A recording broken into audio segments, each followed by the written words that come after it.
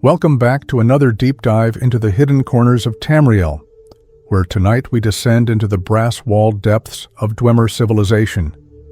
Our journey explores the intricate hierarchies and systems that governed the Deep Elves' enigmatic society, from the reality-shaping Tonal Architects and clan confederacies to their governmental structures, engineering guilds, and the darker aspects of their legacy, including the tragedy of the Falmer and the mysterious networks that connected their underground realm.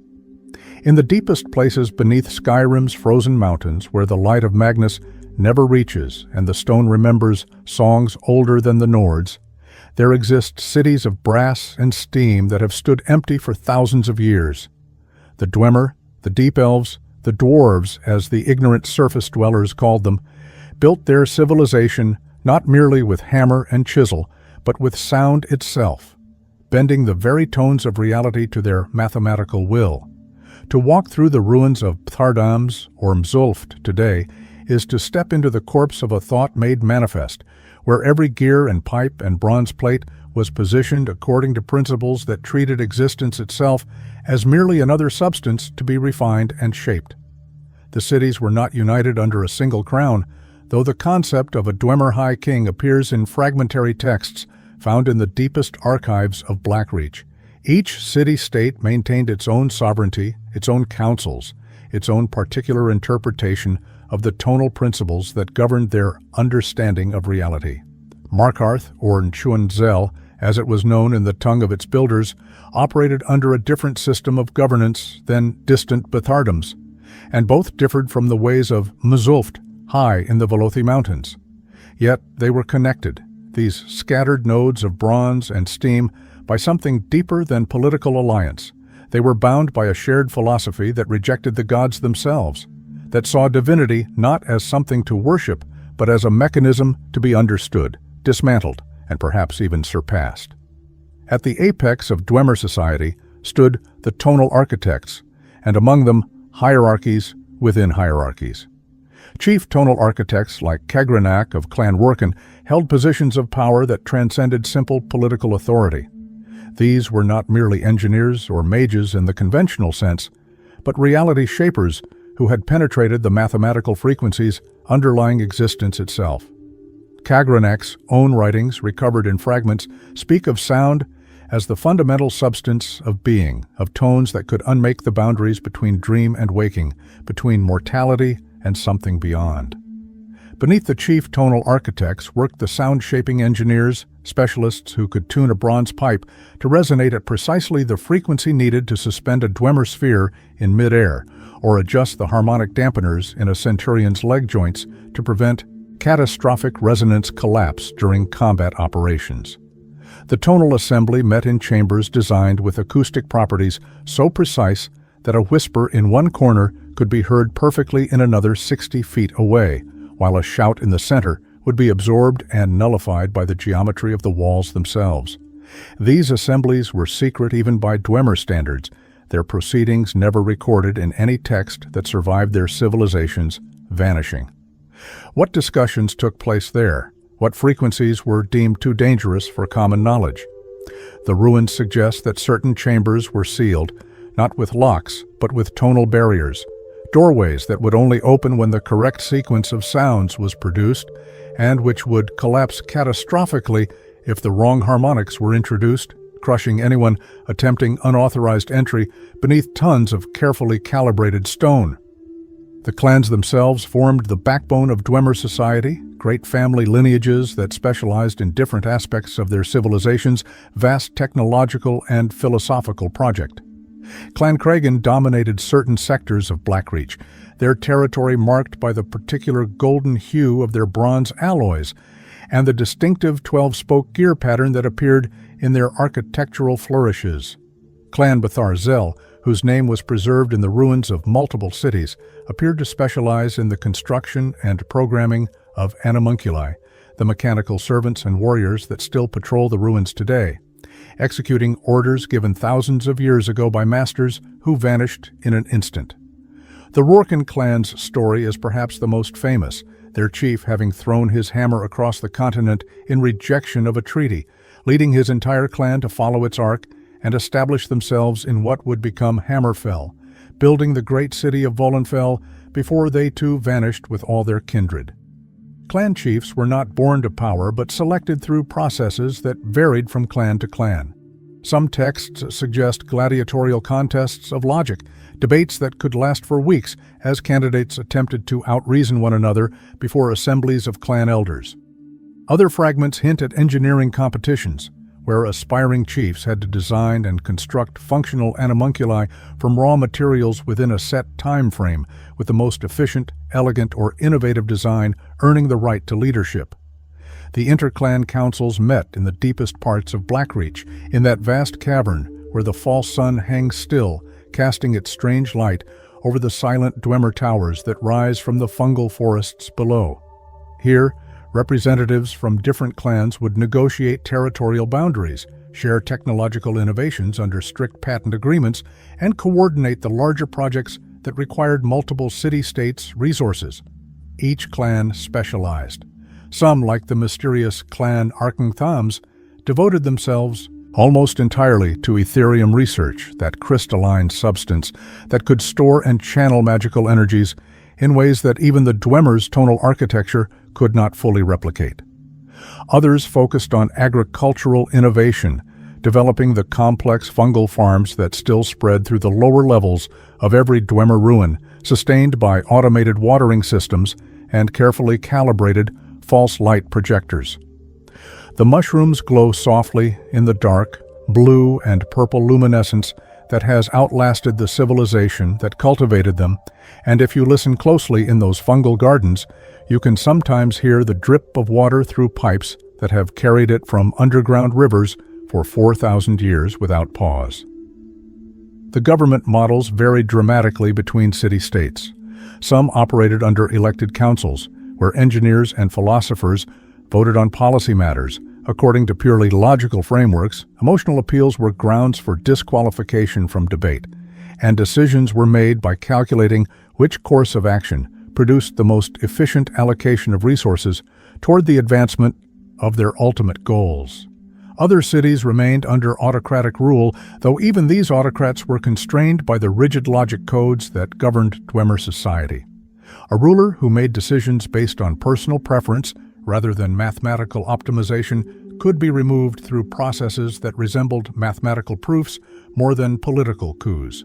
The council would simply demonstrate, through irrefutable logical argument, that the ruler's decisions violated the fundamental principles of efficient resource allocation, and the ruler would be expected to step down or face exile. The concept of the Dwemer High King remains enigmatic. References to such a position exist in recovered texts, but whether this was an actual political office, a ceremonial title, or perhaps a metaphorical reference to the ultimate goal of their entire civilization, the construction of a god machine that would elevate all Dwemer beyond mortality remains uncertain.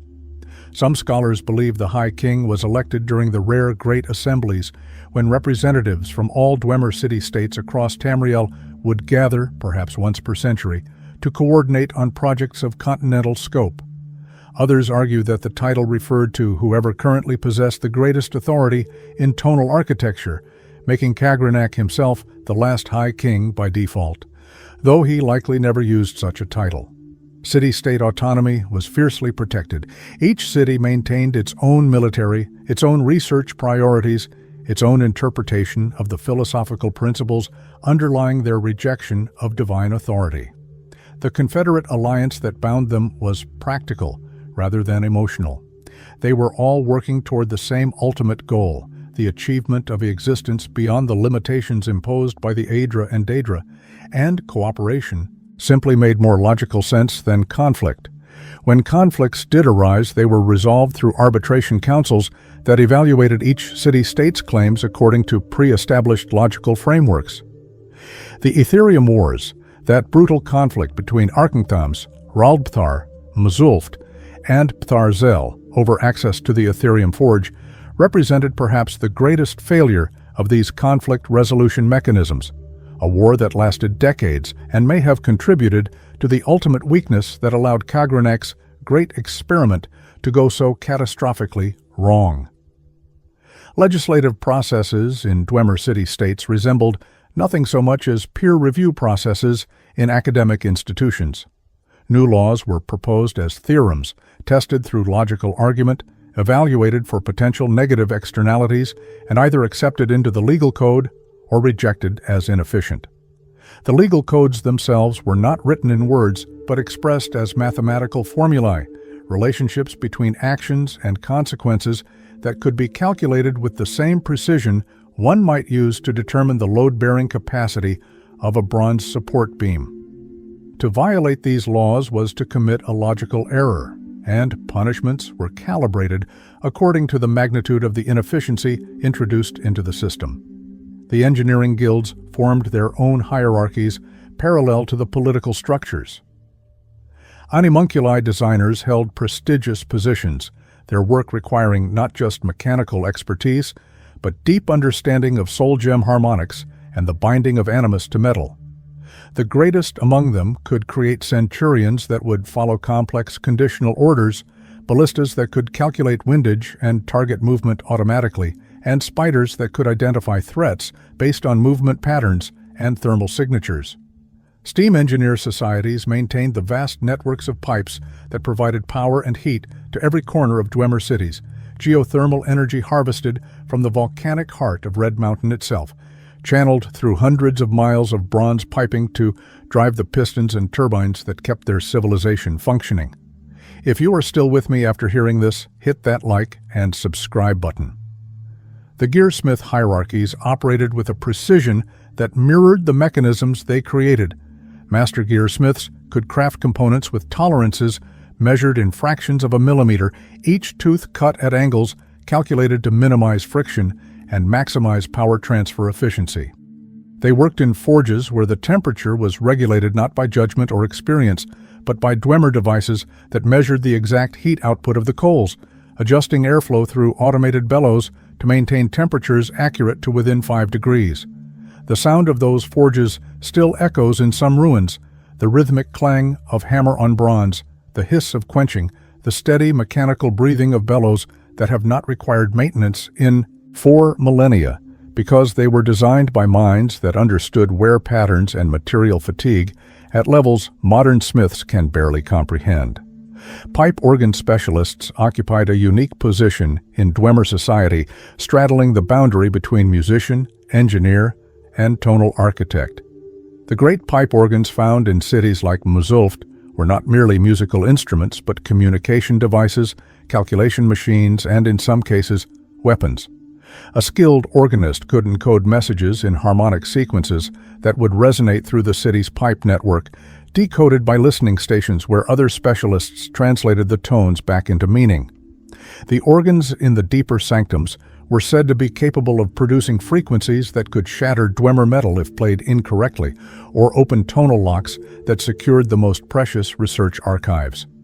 The keyboards extended far beyond the range of human hearing, with pipes that produced infrasonic rumbles that could be felt in the bones rather than heard, and ultrasonic shrieks that could make the air itself shimmer with barely contained energy. The Aetherium Forge workers represented the absolute pinnacle of Dwemer metallurgical achievement. Access to the forge itself was restricted by protocols so severe that even after the Aetherium Wars, only a handful of individuals from each participating city-state were permitted to work there. The selection process required not just technical mastery, but psychological evaluation. Workers needed the discipline to handle a substance that could channel the power of Magnus itself without succumbing to the temptation to experiment beyond established safety parameters. The forge's location, hidden beneath the ruins of multiple cities with access points scattered across Skyrim, suggests it was meant to be operated collectively, no single city-state able to monopolize its power. The deep hum that still emanates from that ancient chamber when the forge is activated speaks of energies barely contained, of heat that burns beyond mere flame into something that transmutes the fundamental nature of matter itself. The academic institutions of the Dwemer deserve particular attention, for they were not merely centers of learning, but temples to logic itself, places where the worship of reason replaced the worship of gods. The logic houses operated on principles that would seem alien to modern scholars. Students were taught not to memorize, but to derive, not to accept, but to prove. A logic house graduate could reconstruct entire fields of mathematics from first principles, could debate the nature of reality using only syllogistic reasoning, could identify logical fallacies in arguments with the same precision a master archer identifies flaws in arrow fletching. The curriculum included what they called error purging, exercises designed to eliminate emotional and intuitive thinking patterns in favor of pure rational analysis. Whether this produced wisdom or merely a particular kind of madness remains a question the ruins cannot answer. Observatories dotted the highest points of Dwemer cities, bronze domes that opened to reveal telescopes of such sophistication that they incorporated Dwemer mechanisms to compensate for atmospheric distortion. Star charting societies maintained catalogs that tracked celestial movements with accuracy that would not be matched again until the Third Era. But they did not study the stars with the reverence of other cultures. To the Dwemer, the stars were simply more mechanisms to be understood, their movements calculable, their nature subject to the same physical laws that govern the fall of a dropped gear. They mapped the constellations not for divination, but to test their mathematical models of orbital mechanics, and in their deepest calculations, some scholars believe they were attempting to determine if the stars themselves were aedric construction, and if so, whether they could be dismantled or repurposed. Mathematical colleges operated continuously, their students solving problems that had been handed down for generations, each solution building on previous work in an unbroken chain of logical development. The problems inscribed on certain walls in Bethardums are still unsolved by modern mathematicians, sequences of Dwemer numerals and symbols that represent calculations so complex that contemporary scholars are not certain what question is even being asked. Metallurgy research centers tested thousands of alloy combinations, documenting the properties of each mixture with exhaustive precision. They discovered that bronze could be made harder than steel through the addition of trace minerals whose names do not exist in modern languages, that certain resonance frequencies could alter the crystalline structure of metals at the molecular level, that soul gems could be ground into powder and mixed with molten metal to create materials that blurred the line between substance and enchantment. The theological debate forums were perhaps the most ironic of Dwemer institutions, for they were places dedicated to the systematic dismantling of theology itself. Here, philosophers argued not about which gods were worthy of worship, but whether the very concept of divinity had any logical basis. They documented the actions attributed to the Daedric princes and concluded these were simply beings of great power operating according to their own natures, no more deserving of worship than a particularly powerful storm.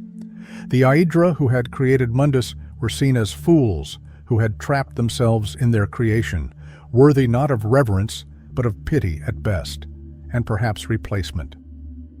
The mystery schools that studied the heart of Lorcan approached it not as a holy relic, but as a power source, a battery containing the divine essence of a dead god that could be tapped, channeled, and used to achieve their ultimate goal of transcendence beyond the limitations of mortality.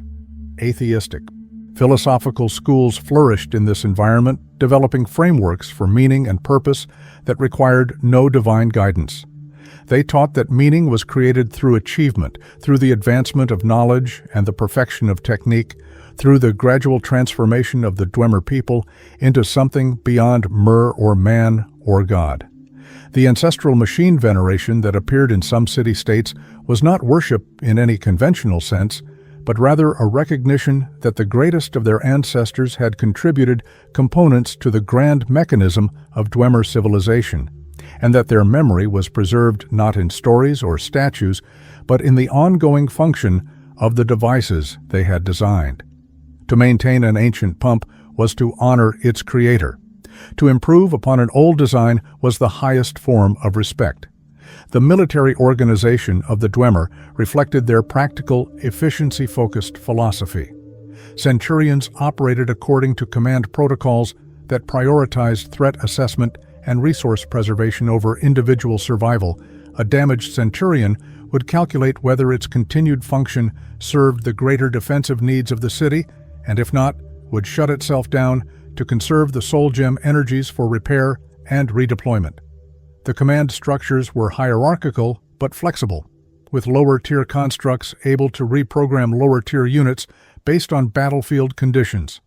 A Centurion Master could designate target priorities for an entire squadron of spiders, which would then autonomously execute those orders using their own tactical subroutines, adapting to changing circumstances without requiring constant oversight. Spider worker deployments followed carefully calculated patterns throughout Dwemer cities. They were not merely guards, but maintenance workers, their lightning discharge abilities used as much for welding operations as for defense. Watch a Dwemer spider navigate a ruin today, and you are seeing the execution of patrol routes designed thousands of years ago, routes that optimize coverage area while minimizing energy expenditure. Some spiders are designated as scouts, their sensory arrays tuned to detect not just intruders, but structural damage, pressure changes that might indicate flooding, or temperature variations suggesting equipment malfunction. They skitter through the darkness on legs that tick against stone with metronomic precision, never tiring, never questioning, never deviating from purposes programmed into their core matrices by engineers who understood that their civilization would need to be maintained long after they themselves were gone. Sphere Guardians occupied a unique military position, their spherical travel form allowing them to navigate the complex pipe networks that threaded through Dwemer architecture. They could emerge from any number of access points throughout a city, rolling into position before unfurling into their combat configuration with movements that still seem almost organic despite being entirely mechanical. The sound of a sphere rolling through pipes is distinctive, a hollow, resonant rumbling that grows louder as it approaches, accompanied by the whir of internal gyroscopes maintaining stability. Their deployment positions were calculated based on defensive geometry, each sphere assigned to sectors where its particular combination of speed, armor, and offensive capabilities provided optimal coverage. Ballista operators, whether construct or living Dwemer, underwent extensive training in projectile physics. The great ballistas that still point skyward from some ruins were designed to calculate trajectory automatically, their aiming mechanisms incorporating adjustable tensions, windage compensation, and even rudimentary predictive tracking. Against dragon attacks, and the Dwemer certainly dealt with dragons in their era, treating them as particularly dangerous wildlife rather than divine beings, these ballistas could fire specialized bolts designed to penetrate dragon scales, their tips hardened through metallurgical processes that modern smiths cannot replicate. The steam-powered warfare divisions represented the Dwemer's most advanced military thinking, incorporating mobile artillery platforms that could be deployed via the same rail systems used for resource transportation, bringing overwhelming firepower to threatened sectors within minutes of an alarm being raised.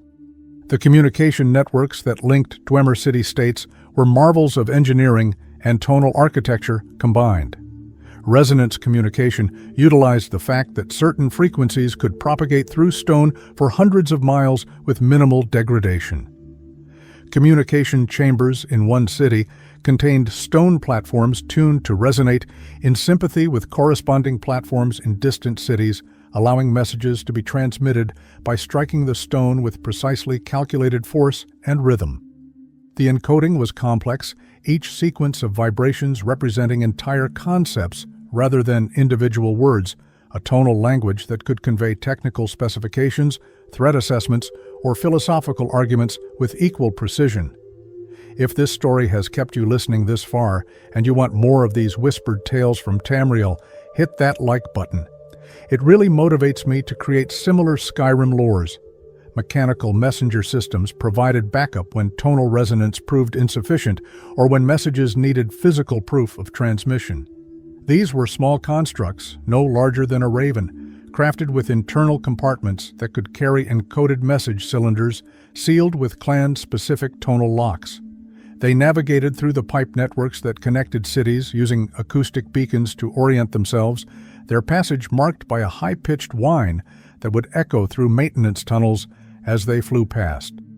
Some of these messengers still exist in the ruins, corroded and dormant in alcoves, where they settled when their final destinations ceased transmitting the homing frequencies that would have guided them to their delivery points. Inside their sealed compartments rest messages that will never be read, reports and queries, and perhaps warnings about whatever doom was approaching when the Dwemer vanished. Emergency alert mechanisms were integrated into every level of Dwemer infrastructure. When triggered, they would activate harmonic amplifiers throughout the city, producing a specific tone that would resonate through every pipe, every bronze plate, every gear housing.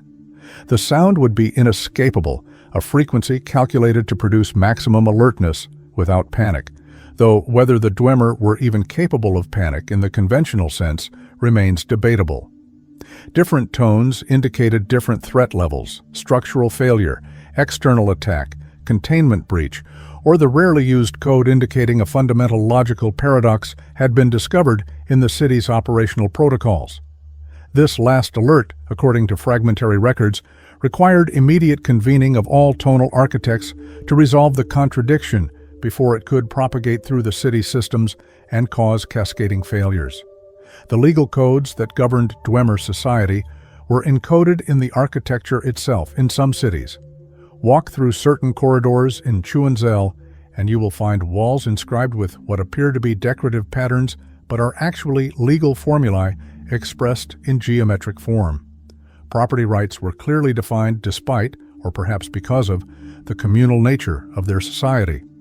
Individuals could claim ownership of their innovations, their unique designs, their particular contributions to the collective project.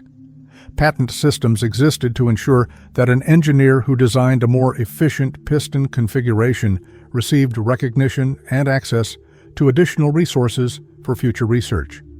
But these patents had expiration dates, calculated intervals after which the innovation became collective property, free for any Dwemer to utilize and improve upon. The judicial systems operated without judges in the traditional sense.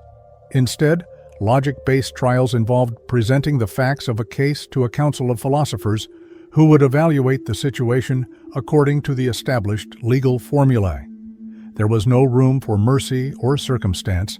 If an action violated the logical structure of the law, the consequences followed automatically, calculated from the formulae with mathematical precision. Some texts suggest experiments with mechanical juries, construct assemblies programmed to evaluate cases according to pure logical frameworks, eliminating even the potential for philosophical bias that might creep into decisions made by living Dwemer. Whether these mechanical courts ever moved beyond the experimental stage remains unclear, but the concept speaks to their fundamental belief that logic could and should be separated from the biological substrate that generated it. Punishment through exile was considered among the severest penalties, for it meant separation from the great project, the exclusion from the collective effort toward transcendence. An exiled Dwemer would be escorted to the surface and forbidden from returning to any Dwemer city, forced to live among the surface races they considered primitive and illogical.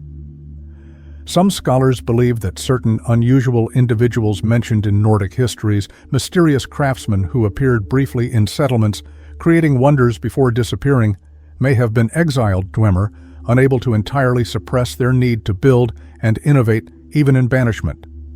The exile protocols included tonal marking, a specific frequency attuned to the individual's personal resonance that would trigger alarm systems if they attempted to enter any Dwemer city, ensuring their separation was permanent and enforceable. Resource management required hierarchies as complex as any political structure. Deep mine administration coordinated the extraction of metals, gems, and stranger substances from the depths beneath even the lowest levels of their cities. The mines extended for miles, following veins of ore through stone made treacherous by underground rivers and pockets of volcanic gas. Dwemer mining operations were largely automated, with specialized constructs designed to identify valuable deposits, extract them with minimal waste, and transport them via rail systems to processing facilities. The administration's role was to coordinate these operations across multiple mining complexes, ensuring efficient allocation of construct labor and preventing redundant extraction efforts. Geothermal energy harvesting management oversaw the tapping of volcanic heat sources, the maintenance of the massive heat exchangers that converted thermal energy into the steam pressure that powered their civilization. These managers needed to understand not just engineering, but geology, capable of predicting when a heat source might be exhausted or when seismic activity might threaten the integrity of a thermal tap.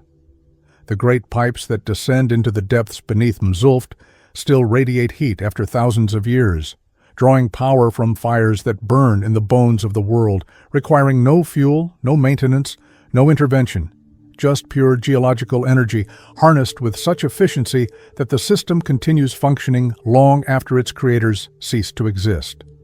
Mushroom farm oversight might seem a humble position, but in Dwemer society, food production was too important to leave to chance. The fungal farms that provided nutrition were complex ecosystems, requiring precise balances of moisture, false light wavelengths, and soil composition. The overseers experimented continuously, developing new cultivars that provided better nutrition per unit of growing space, that required less water, that could tolerate wider temperature ranges. Some of these ancient mushrooms still grow in the ruins, spreading through chambers where the automated watering systems continue their millennia-old routines, creating gardens that bloom in darkness, tended by no one, existing simply because they were designed to exist, and nothing has yet managed to stop them. Water purification system maintenance was critical in an underground civilization. The Dwemer drew water from underground rivers and lakes, but these sources often contained minerals or organisms that made them unsuitable for consumption or industrial use. The purification systems filtered, distilled, and treated water using a combination of mechanical filtration, alchemical treatment, and tonal purification. Certain frequencies could cause contaminants to precipitate out of solution, settling to the bottom of treatment tanks where they could be removed. The maintenance crews monitored flow rates, replaced filter media, adjusted chemical dosing, and ensured that every drop of water used in a Dwemer city met the exacting standards their civilization demanded. Metal allocation councils determined how the refined materials from mining operations would be distributed among competing needs. Every city required bronze for construction, maintenance, and animalculate production. Every research facility needed rare metals for experimental alloys.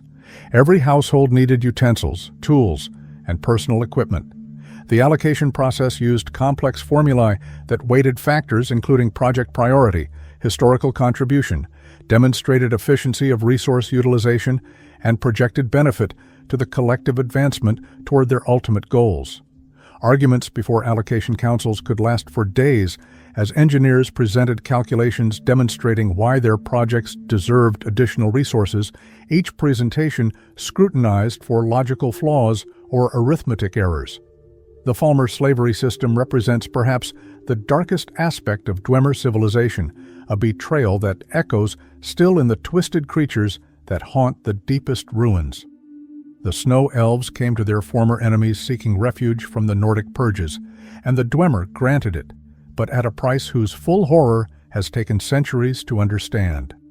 The acquisition methods were bureaucratic, almost mundane in their evil. Treaties signed, agreements reached, refugees processed through intake facilities, where they were given the toxic fungus that would begin their transformation. The Dwemer documented it all with characteristic precision, treating the blinding and degradation of an entire race as simply another research project, another problem to be solved with logic and method. Breeding program management falls into the category of atrocities that make even the study of Dwemer history uncomfortable. They did not merely enslave the Falmer, but actively cultivated them, selecting for traits useful to their purposes: docility, physical strength for labor, degraded intelligence to prevent rebellion. The programs were overseen by individuals whose titles have been found inscribed in the deepest chambers, administrators who recorded generational changes with the same detachment they might use to document the selective breeding of livestock. That the modern Falmer are so thoroughly changed from their snow elf ancestors speaks to the systematic nature of these efforts. generations of selection and manipulation that transformed an entire people into something barely recognizable as the beings they once were. Work assignment hierarchies among Falmer slaves were enforced through a combination of physical barriers, chemical dependency on the toxic fungus that sustained their degraded forms, and conditioning protocols that make modern readers grateful that certain knowledge was lost with the Dwemer. The slaves were assigned to the most dangerous and unpleasant tasks: mining in unstable tunnels, clearing toxic waste from alchemical facilities, serving as test subjects for experimental procedures. The containment protocols included acoustic barriers tuned to frequencies painful to Falmer hearing, mechanical gates that could be sealed remotely, and in some facilities, automated defense systems programmed to recognize Falmer movement patterns and respond with lethal force if they strayed into restricted areas. The toxic fungus cultivation oversight deserves particular attention, for it represents a deliberate act of biological warfare against a captive population. The fungus was cultivated in specialized farms, distinct from the food-producing varieties, its properties carefully maintained to ensure it would continue producing the compounds that kept the Falmer blind, docile, and dependent. Some evidence suggests the Dwemer were working on more refined versions, fungal strains that might allow them to control not just the Falmer's physical condition, but their thoughts and behaviors directly. Whether these experiments succeeded before the Dwemer vanished is unclear, but the Falmer's continued degradation over subsequent centuries suggests that even if the research was not completed, the foundation laid by the Dwemer ensured their victims' suffering would continue for millennia.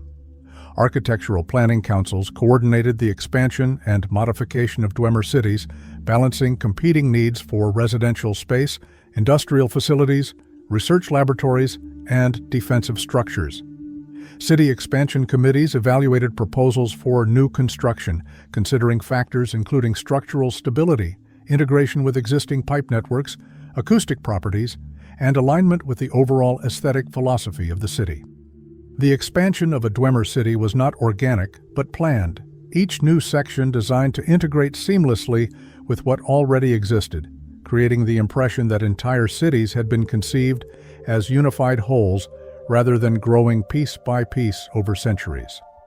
Defensive architecture priorities reflected the Dwemer, understanding that their cities might need to withstand not just external attacks, but internal failures. Multiple redundancies were built into every system, alternative routes for every corridor, backup power sources for critical facilities. The walls themselves were designed to resonate at frequencies that would disrupt siege engines or make scaling difficult. Certain surfaces would vibrate at speeds that made maintaining grip impossible, while others could be induced to produce sounds physically painful to those attempting to approach. The fortifications of Dwemer cities were not merely passive barriers, but active defense systems, responsive and adaptive, capable of channeling the city's power into repelling threats. Acoustic optimization in construction was fundamental to Dwemer architecture. Every chamber, every corridor, every pipe and gear was positioned with consideration for how sound would propagate through it. Concert halls could focus a speaker's voice to specific seats while rendering it inaudible in others. Workshop acoustics were designed to minimize the cacophony of multiple machines operating simultaneously, absorbing and redirecting noise to protect workers' hearing. Communication corridors utilized specific geometries that allowed messages to travel clearly over long distances while preventing eavesdropping. Speak in the wrong location, and your words would be scattered and absorbed by the architecture itself. The ruins still demonstrate these principles. Stand in certain spots in Mazulft, and you can hear water dripping from hundreds of feet away with perfect clarity, while other sounds nearby are dampened to whispers. Gearwork integration standards ensured that components from different workshops would interface properly, that gears cut by one smith could mesh with assemblies built by another. The standardization was rigorous, enforced through inspection protocols and testing procedures that verified dimensional accuracy to tolerances measured in hundredths of a millimeter. This standardization enabled the modular construction techniques visible throughout Dwemer ruins, rooms that appear to have been assembled from prefabricated components, structures that could be expanded or reconfigured by swapping out sections rather than requiring complete rebuilds. The aesthetic debates that occupied architectural councils might seem frivolous in such a logic-focused culture, but the Dwemer understood that form and function were inseparable, that beauty itself could be expressed through perfect proportion and optimal efficiency. Trade with surface civilizations was limited and carefully regulated by trade consortium structures that managed interactions with the Nords, Chimer, and other peoples who dwelt above. The Dwemer traded their lesser technologies, tools, weapons, architectural services in exchange for food, raw materials they could not efficiently mine themselves, and information about surface conditions.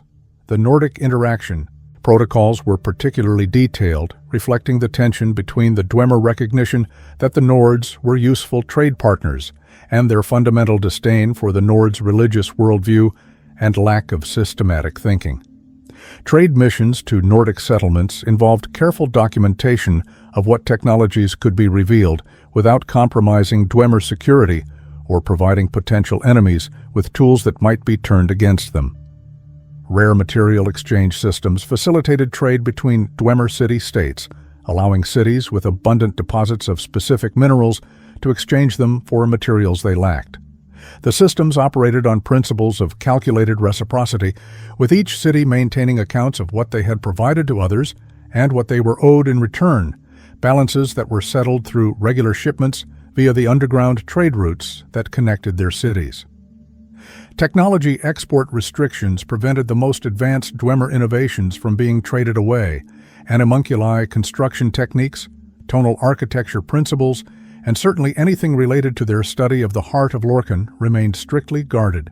Even today, the technology found in ruins represents only what the Dwemer considered acceptable for potential exposure to outsiders, suggesting that their true capabilities exceeded even what we can observe in their remains. The diplomatic trade missions sent to surface civilizations provided intelligence as much as commercial benefit.